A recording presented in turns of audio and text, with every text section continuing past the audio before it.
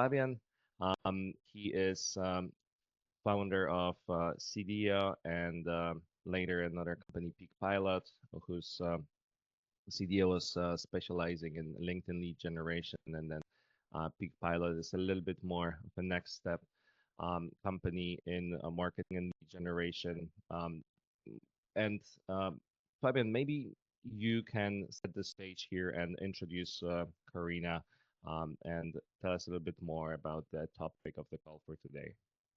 Sure. Thanks for the intro, but I think it's more important to talk about our guest today. I'm super glad that Carina was able to join us and is here with us today, talking about the secrets of PR. Probably one of the most undervalued marketing channels when you start out a company.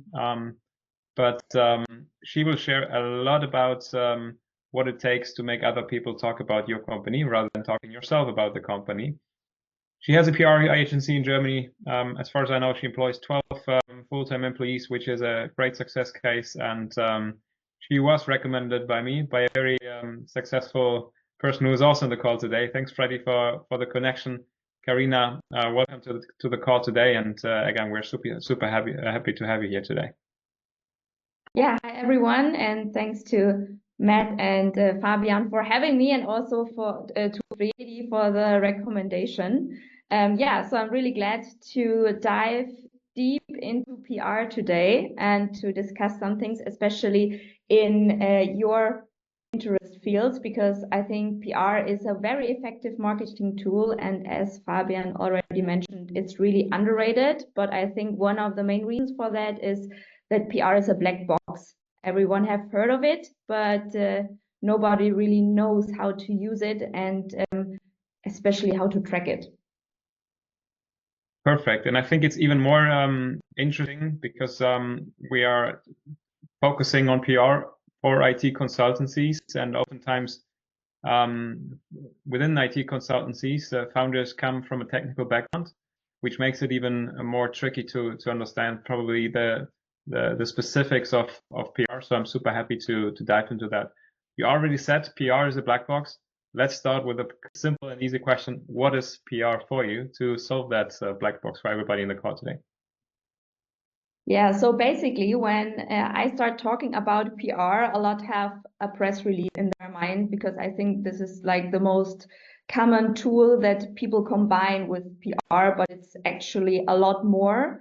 And it's highly strategical to build up a company's reputation. And it is meant to target your key audience, decision makers, and build up trust and credibility. And of course, that should support at some point your brand awareness and then the lead generation. And PR is a very strong tool for that, but I think we can dive into the specifics, especially for IT consultancies, a bit later. Perfect. Yeah, sounds good. You already touched base a bit on the strength of PR. Maybe you can get a bit more into depth what it means or why PR is so powerful and so important for IT consultancies to focus on. Basically, PR is not just a one-way ticket. So that is something that everyone has to keep in mind. PR is the connection to the public. That means that on the one side, you think about what can I communicate as a brand or also as a consultancy, as a personal brand. But on the other hand, we have what is going on out there, what is interesting for the public. And it is important to match these two things, and then the magic happens. So basically, it's necessary if you want to build your brand, and especially in consultancies, it's important because with a strong brand, you generate trust. With trust, you have easier access to clients, so that really helps to generate leads. And furthermore, it also helps you to get high budgets. And now you already mentioned a different term, branding. And Again, the link to Freddie, who is a branding expert. Maybe you can dive in a bit, Carina, into the differences between the term branding and the term PR. It's somehow related, but to a certain degree it's different, right? Or maybe not, but maybe you can share a bit about this. Yeah, definitely. So to put it in a nutshell, branding comes first, and the second step is PR. Because branding really lays the foundation of defining who you are and what you stand for, and also how you want to be perceived in the market by key opinion leaders, by your target group.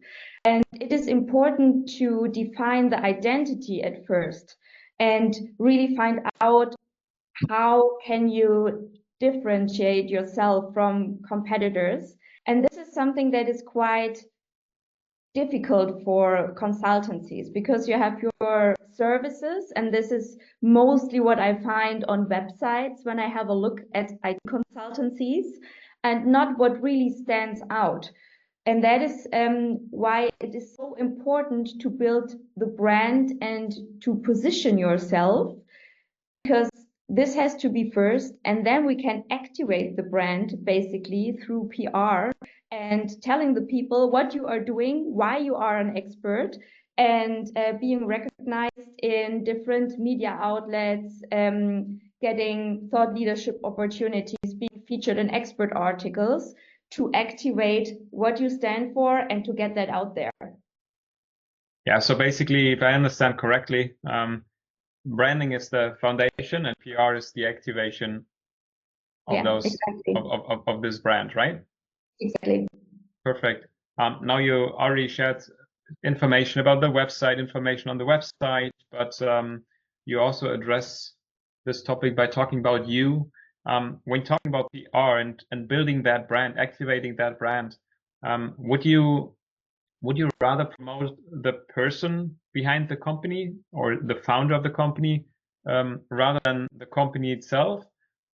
And what might be the differences?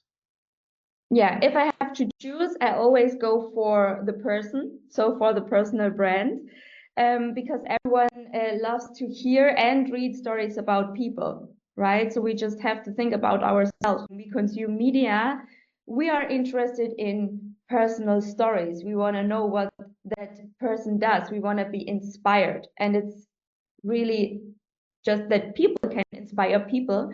And that is why it's so important. Basically, especially when you have also a strong product and a strong product brand, then I would go with both, right? So that you have like the company and you have like the personal brand and combine these two things smartly together. But when it comes to consultancies, I would really opt for the personal brand.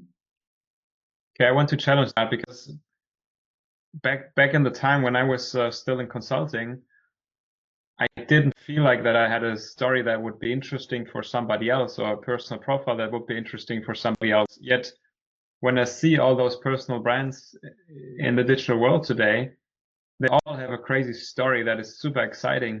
Now, how can can every IT consultant or every founder of a consultancy promote their personal story, or do they need to have a success case before? Do they need to achieve something before so that other people are interested in those stories? Yeah, that's basically the thing why you need the positioning at first. So really find out what can be outstanding, and especially then derivating the stories from that. And when we begin to work with our clients, it is basically diving into the person, diving into the expertise, and finding out what makes you special. And you don't necessarily need to think of something that's like super special or that makes you unique. It's more like really diving into your expertise, because everyone has a unique CV, everyone has a unique network, and everyone has achieved something some others have not, and a lot are not talking about it. And it's just important to find these unique angles and then include it in a strategy to get it out to the target group. And for the target group, it's interesting what you know, what you stand for, and also what can be achieved with you as an expert. That's interesting, because I think a lot of founders in the beginning, they don't see their story, their case as being convincing enough or exciting enough for others. So it's interesting to hear that basically everybody has a story that can be promoted. It's just about figuring out what the exciting part about is. Now considering in particular small IT consultancies, why is PR particularly important for small companies compared to campaigns that we see from large companies? Yeah, I'd say every company size has its own struggles. And when it comes to smaller companies, they often struggle with trust issues.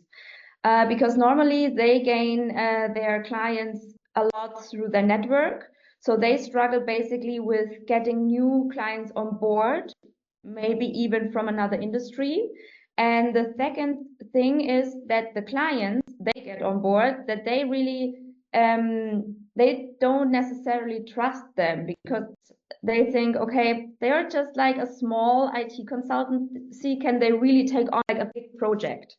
And this is where PR can help, and why we are doing that a lot for startups, because when you are a small company, it is important to look bigger and to push that expertise, to get that trust and to be known as someone who can really do the things. And this is especially important if you want to take on bigger clients.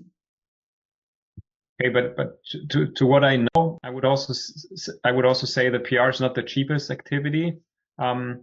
So how does it differentiate, or why is it worth it investing in PR instead of doing marketing by myself, like a do-it-yourself marketing? Yeah. Talking about myself. Why do you need PR for?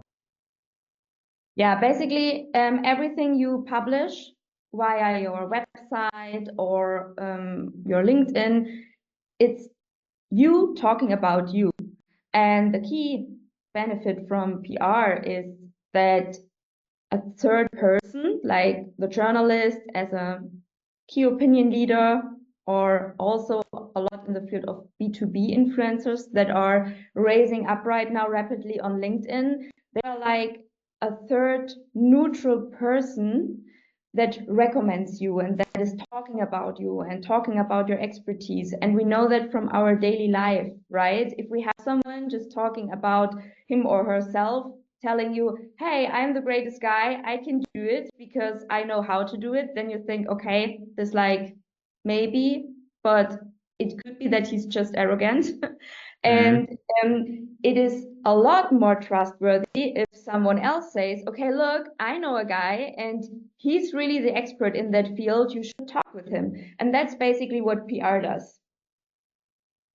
Okay, now, I mean, thinking about brands, everybody knows a lot of large brands or large companies that turned into a brand. And I don't remember a lot of small companies where I can actually remember a brand. So there must be some obstacles small companies have to actually build a branding and a PR strategy. Can you share a bit about that? Yeah, sure. So basically there are a lot of challenges. First thing is no money, no time, no know-how in how to do PR and how to reach out to journalists, and then of course also the contacts you need. So I'd say there's a lot to cope with. Do I even need time if I have an agency like yours? I thought this was what you would be helping us with. Yeah, definitely. So we need some time, I'd say, especially in the beginning. We need deep dives from your side. We need your expertise. We need to know what makes you special, and then working with that, working out some great hook storylines. And of course, for that, we need your input. And also when it comes to deep dives in your field of expertise, then we also need a good briefing. But I'd say the most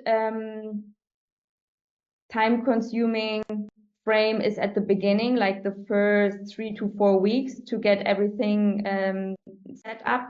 And then later it's about 2 hours per week you should invest. Okay, let's say we have enough time. Let's talk about money. How much money Yeah. do I need to put on the table as an IT consultancy to start a PR campaign properly? Yeah, I'd say in Germany it's around 4 to 5K per month. Any differences market-wise in other countries? Do you have some experience in Yeah. other countries as well? Is it more? Is it less? Yeah. For example, in the Netherlands and in the Nordics, it's a bit less. When it comes to UK, it's definitely higher. So UK is working with budgets basically twice as high as in Germany, and the same as the US. Okay, now let's assume we have the time, we have the money. At which stage in the business building process does it actually make sense to start with PR? I would assume it does not make sense to start with it as a first step. It does not make sense to not doing it all. So somewhere in the business development process, there must be a sweet spot that defines, oh yeah, now it's time to actually focus on PR. Yeah, I'd say the perfect time is to start when you want to grow. So basically, when you have everything set up, you have already like the first project, the first use cases working, because of course you can start from the beginning, but we all know how it works in small companies. You don't have time for everything.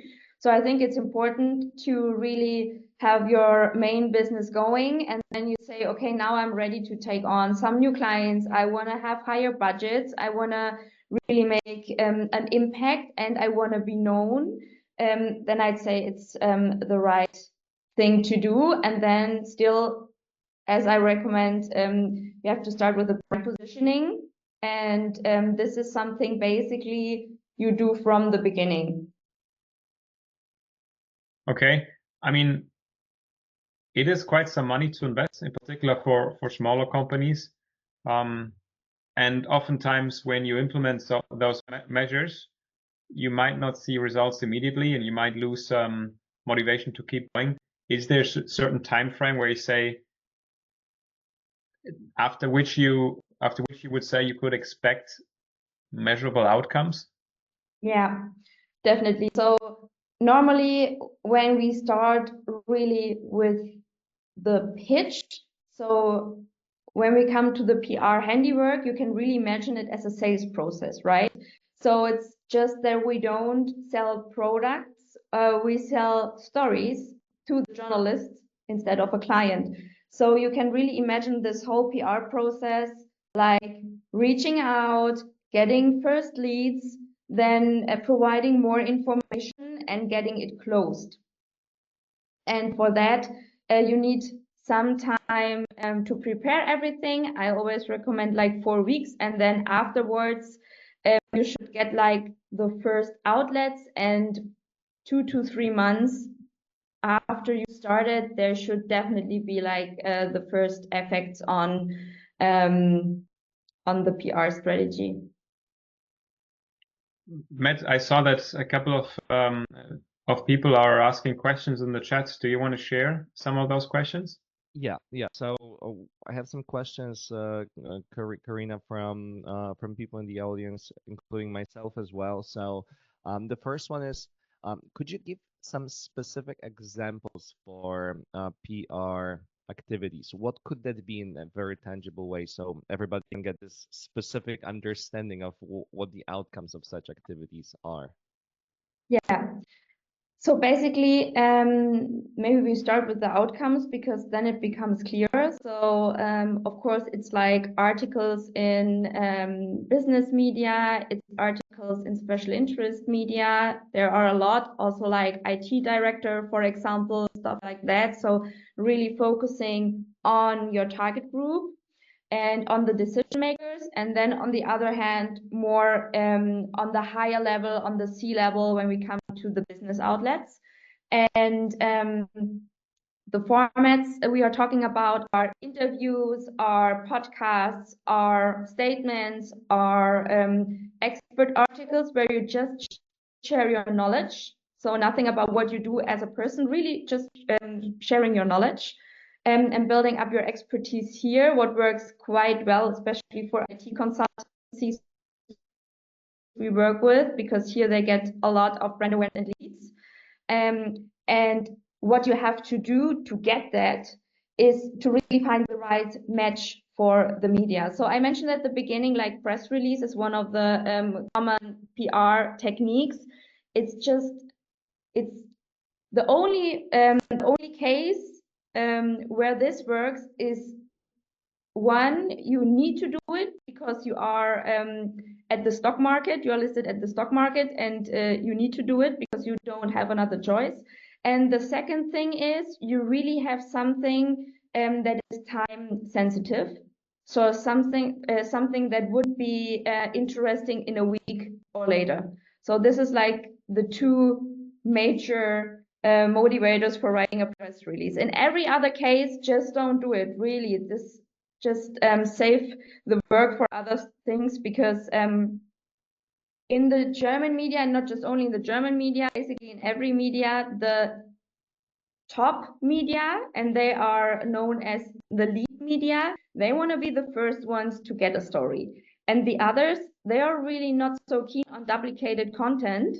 That is why it's important to really think of it as that sales pitch and really providing something that in that case the journalist needs.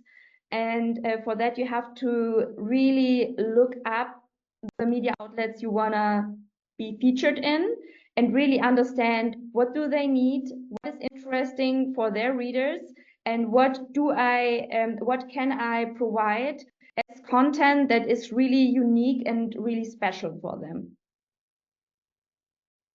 Thank you for the answer. The second question, Karina, is regarding budget. So 4 to 5,000 euros per month. It sounds a lot for a small IT business, somebody just starting out.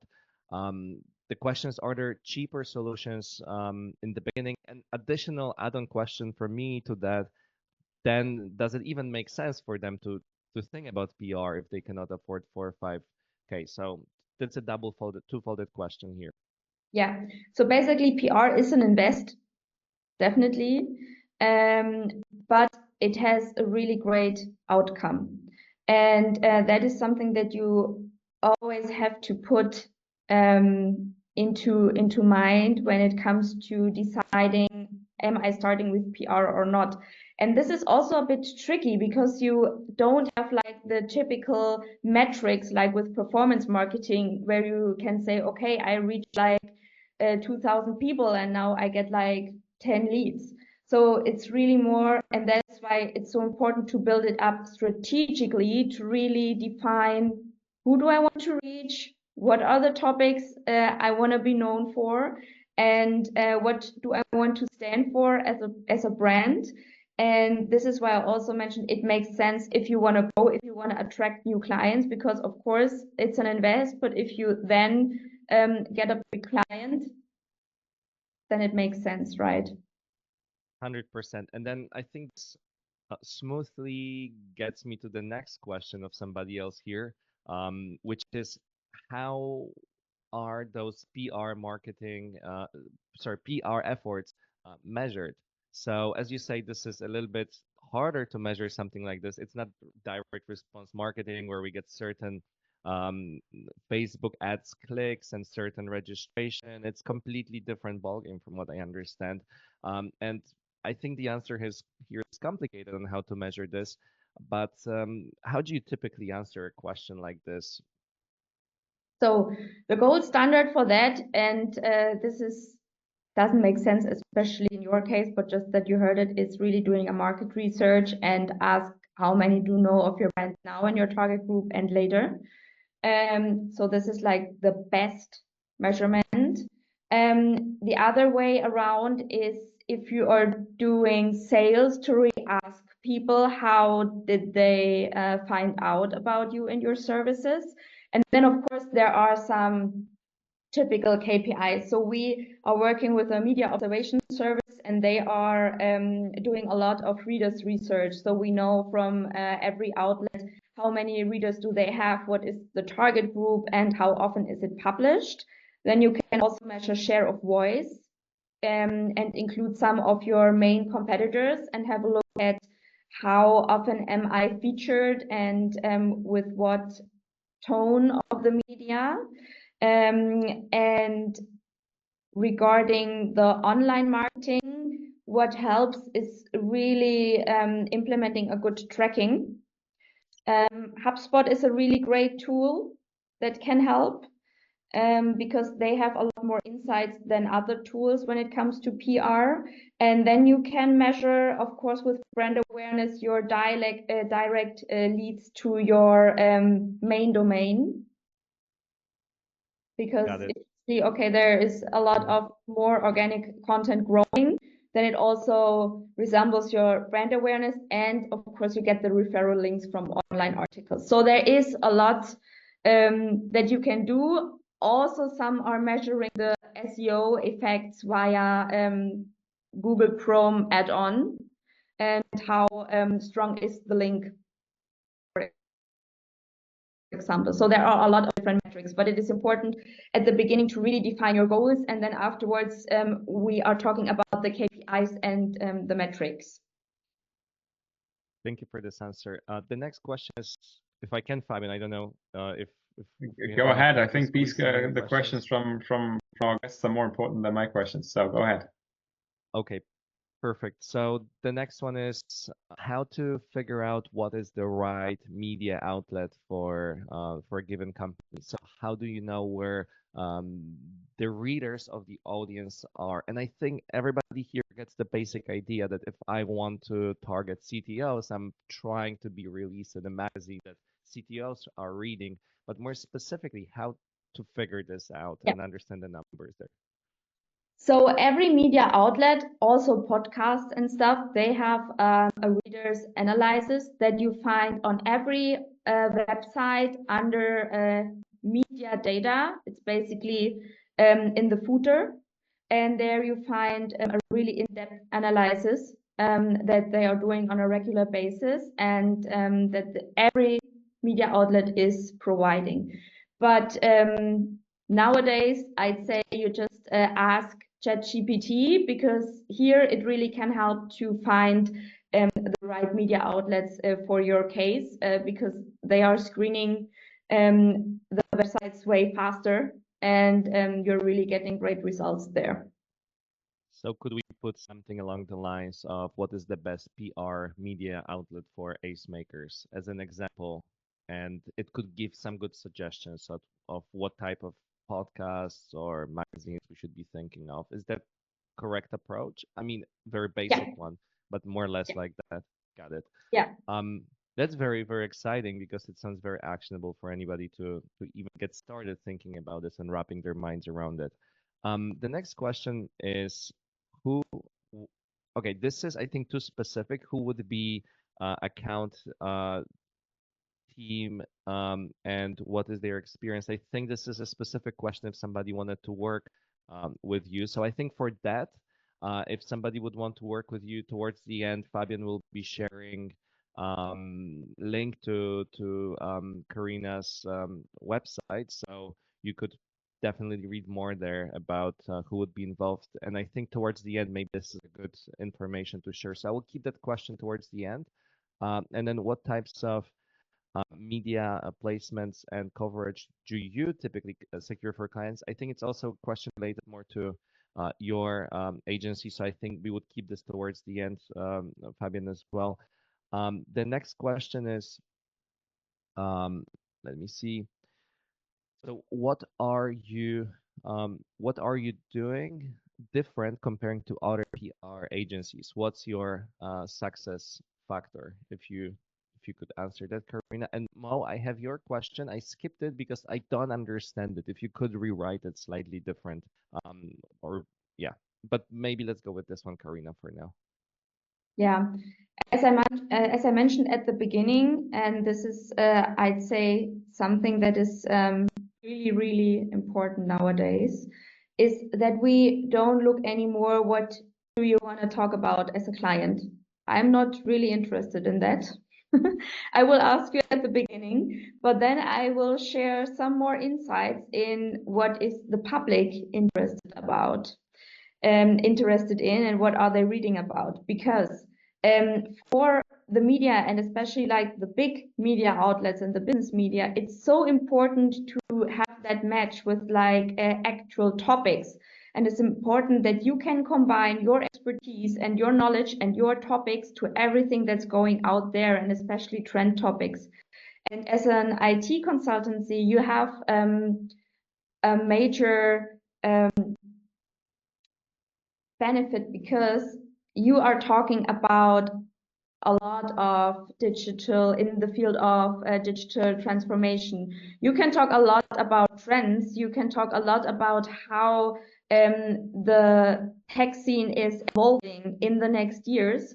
And of course, you are really, you can always combine it with one of the trend topics like artificial intelligence, or like data storage, or like data security. That is like really top trend topics, always on trend topics, I would say, for the last 1 to 2 years, but it's still something that is out there that is highly interesting for the people, for the public. And this is why we really should match the topics to what's going out there. And this is basically what we do. We do a lot of trend monitoring, listening, and I'd say we are the masters of matching your topics to everything that is interesting out there. And with that, we are really catching the readers, because I'd say the one thing is to get in the media outlets, but the second thing is people should read about you. And this is always what you have to keep in mind.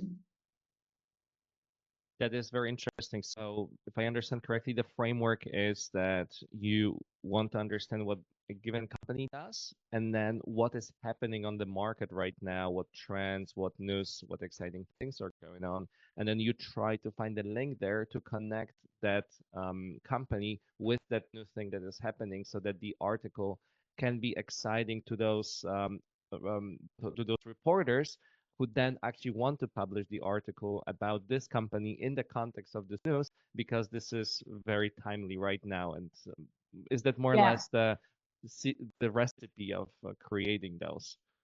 Exactly. And you have to be bold. If you are not ready to be bold, then you can just let it be.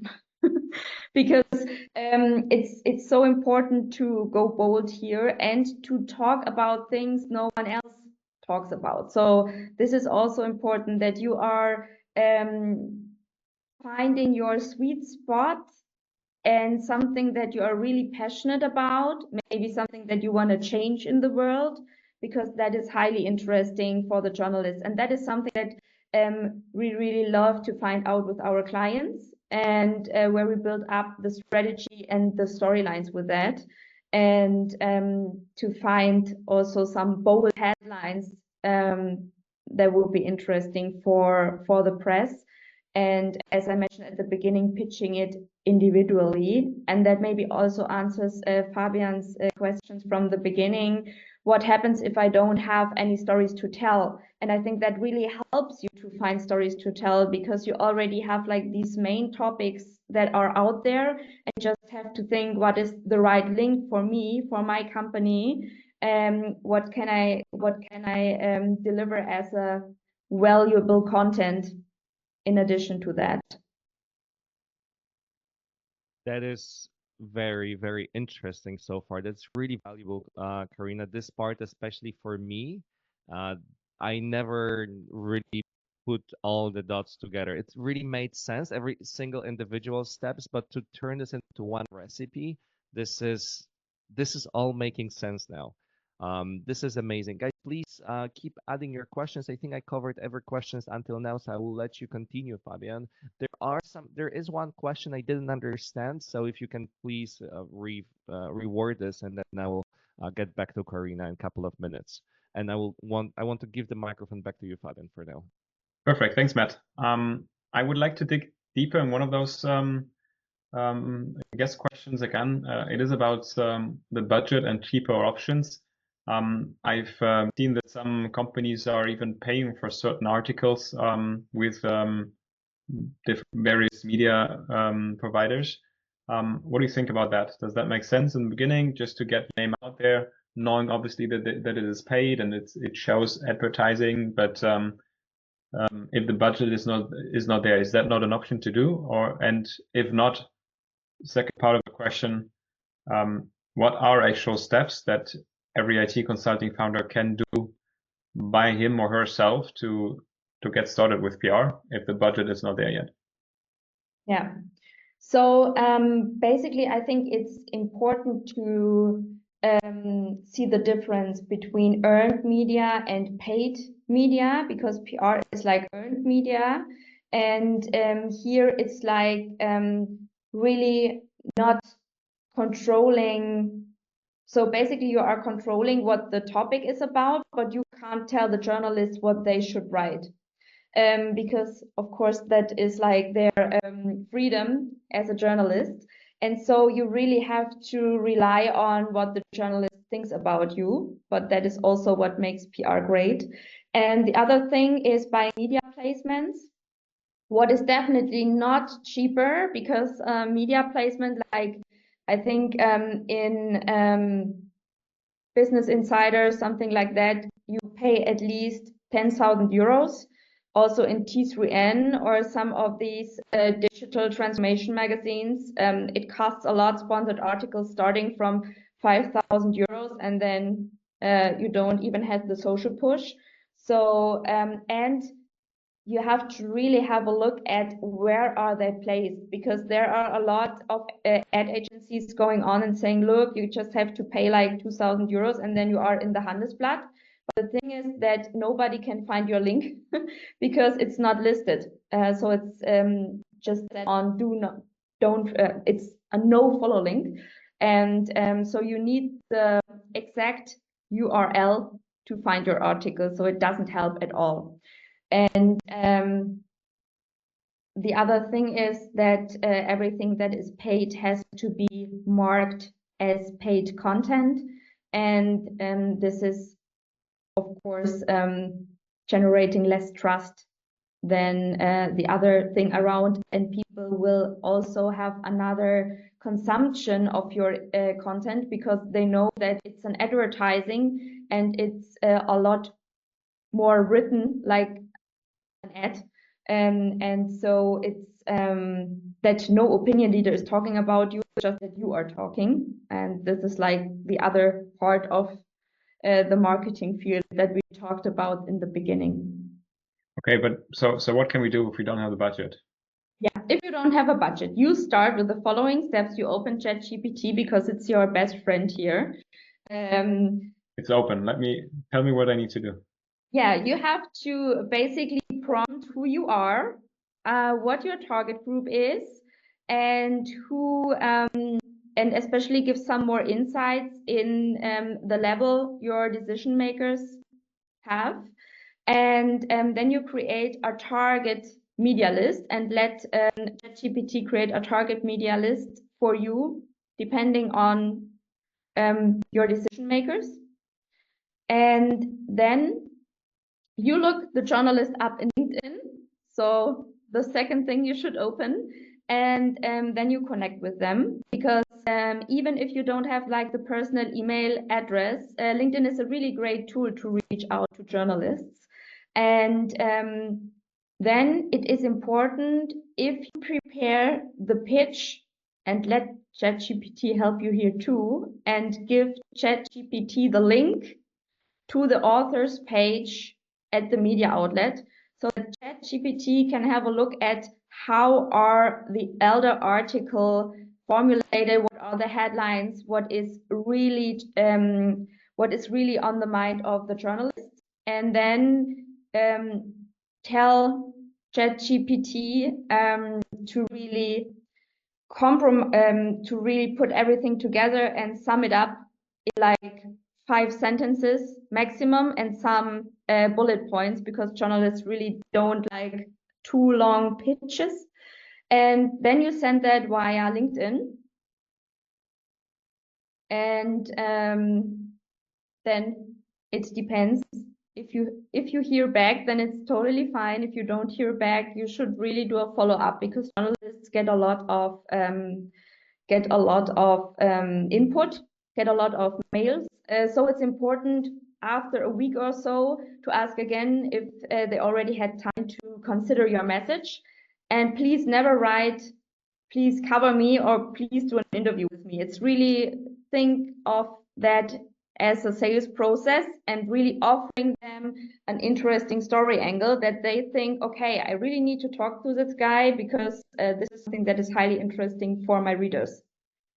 That sounds similar to those strategies of using platforms like Haro. I don't know the example of a platform like this in Germany, but that's popular in the US, to start in that way where you're just pitching those journalists if you don't really have the budget yourself. Typically, it's great if you can afford a PR agency who can just help you out doing that, because it's so much work to pitch it every single time.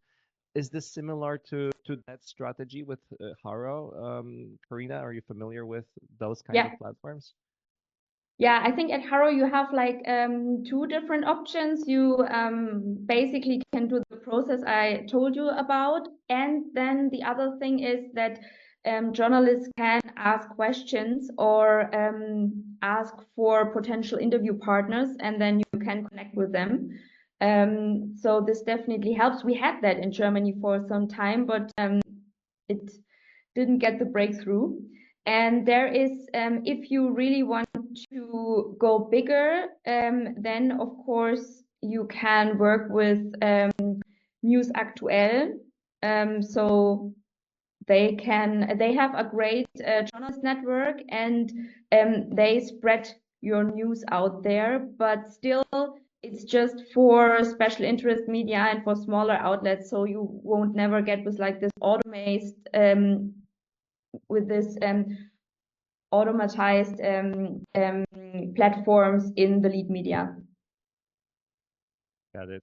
Guys, I just followed the approach and I copied the pitch for AceMakers to a CIO.com journalist. I think with a bit of fine tuning, we're not far, but looks good. It took me literally 2 minutes, or not even 30 seconds. Yeah, it really helps. Yeah. Perfect. Guys, if there are no other questions from... There is a question. Oh, there is one more question. Okay, Matt, go ahead. Yeah. So one more question that we have in the chat is, can you give us some use case example for PR of a consulting company? What were the activities and costs, and what was the outcome or revenue for the company, and how long does it take to generate the outcome? Of course, within what you can share, and I don't know how much you can share, but maybe there's some examples there. Yeah, I'm happy to do that. You can find that case also on our website. So basically there is now the leading data science consultancy in Germany. They are called Alexander Tamm. And when I started to work with Alex, they were like, I think 10 people or 20 people, and now they are way over 100, and really the market leader here. And this was a bit challenging because of their branding, because they were branded like the founder, and this is not ideal at all, but you know, with all big consultancies, it's what they do. So he thought, okay, let's go for it. But they started really small, and what we achieved together was a lot of expert positioning, featuring a lot of interesting topics in the big media outlets, also doing a lot of employer branding, and getting these big clients like Porsche, Vorwerk and Co. On board. And I think this is a really great example of what PR can do, and also with a company that nobody knows. right? Now it's way easier because everyone knows that name in their industry, of course. But still, this was a great case, and basically, they worked with like the cost structure I shared earlier. Of course, they were expanding it a lot because then we also created the data festival and events and stuff like that. So there was a lot ongoing, but they started basically in that setting I shared earlier. Perfect. Thank you for the answer. And I'm sure towards the end, we can also link that website here, so we can check this out. All right, Fabian, back to you. I'm good with questions for this moment.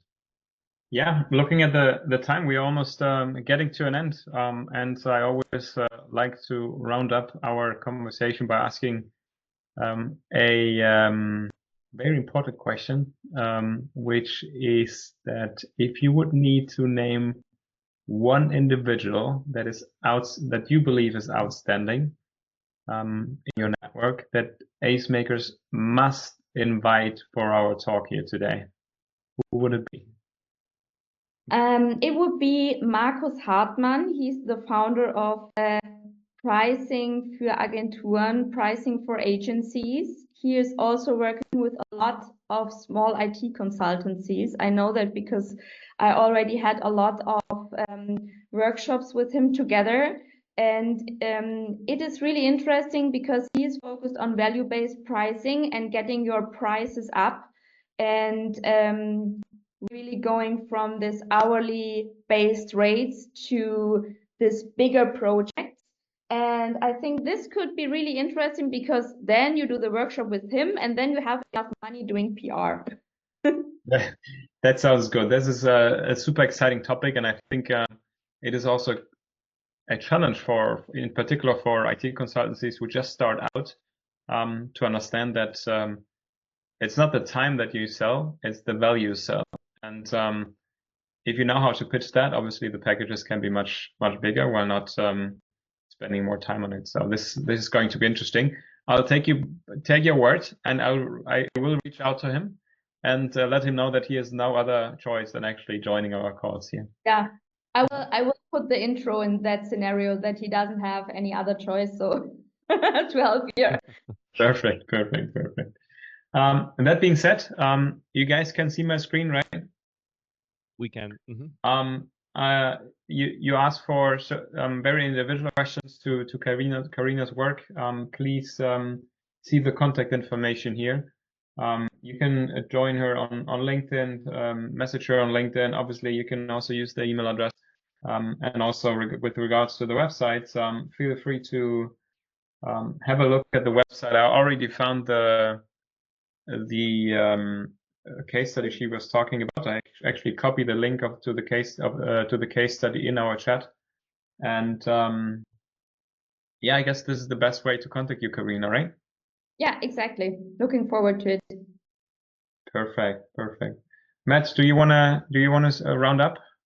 Yes, I will round up. I just have very, very simple last question to Carina, just to close, and then I will just summarize everything here. Carina, is there any final learnings or suggestions that you might have for IT consulting companies in the world of PR? I know it's very, very specific niche of a sub niche, but maybe there's something you've learned over your career for this industry in particular.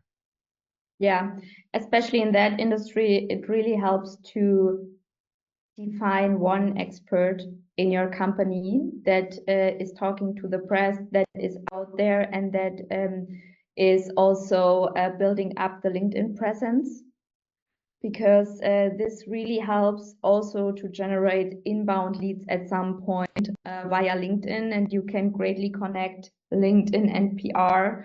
So my recommendation is really to start, especially if you say, okay, PR is a bit expensive at the moment.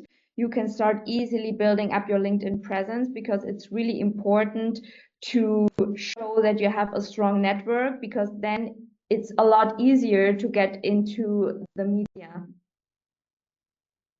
Got it. That is that is very, very interesting and insightful, and also actionable for anybody starting out. Thank you very much, Karina.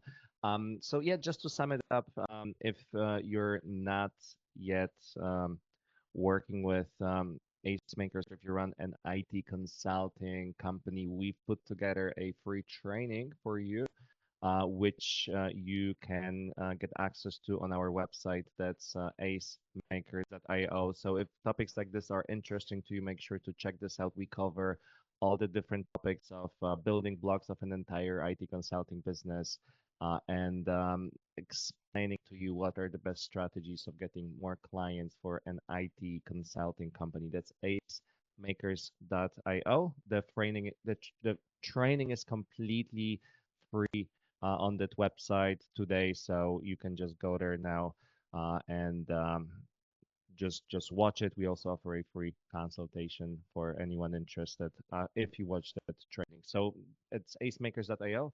That's it from my side about AceMakers. As for Karina, if you're interested in checking Karina's company, I think Fabian was just showing the slide with the link. Maybe we could just paste this link as well here, um, just to make it a little bit easier for anybody to copy paste it. If you would like to open it, you also have access here, the link here to Karina's LinkedIn profile if you would like to follow her. I've seen Karina's posting about PR, and I think there are some interesting insights for you to follow. I'm definitely going to be following Karina as well. That was really, really, really helpful, and I'm uh, genuinely inspired after this call, Karina. I've really learned a lot, and I knew those things about PR in a way because they are kind of some things that people think they're obvious, but I really never connected the dots. So I finally really understand the general framework and the strategy. So I think it was transformational for me. Fabian, anything else from your end? No, I just copied all the links into the chat, so feel free to copy it and to get in touch with Karina as well. Any final words from your side, Karina? Yeah, thank you very much for listening, for sharing that hour with me. I'm really happy to connect with you on LinkedIn. We'll also share some more insights on how to build up PR. We're doing a lot for tech companies, so I think you can relate at some point. And yeah, I can just motivate you to really start doing it, and at the beginning, just really get started and use ChatGPT as your best friend. And I think then you can really make already an impact. It's very actionable. Thank you very much. Very, very thankful for this talk and your insights, Karina. Thank you so much.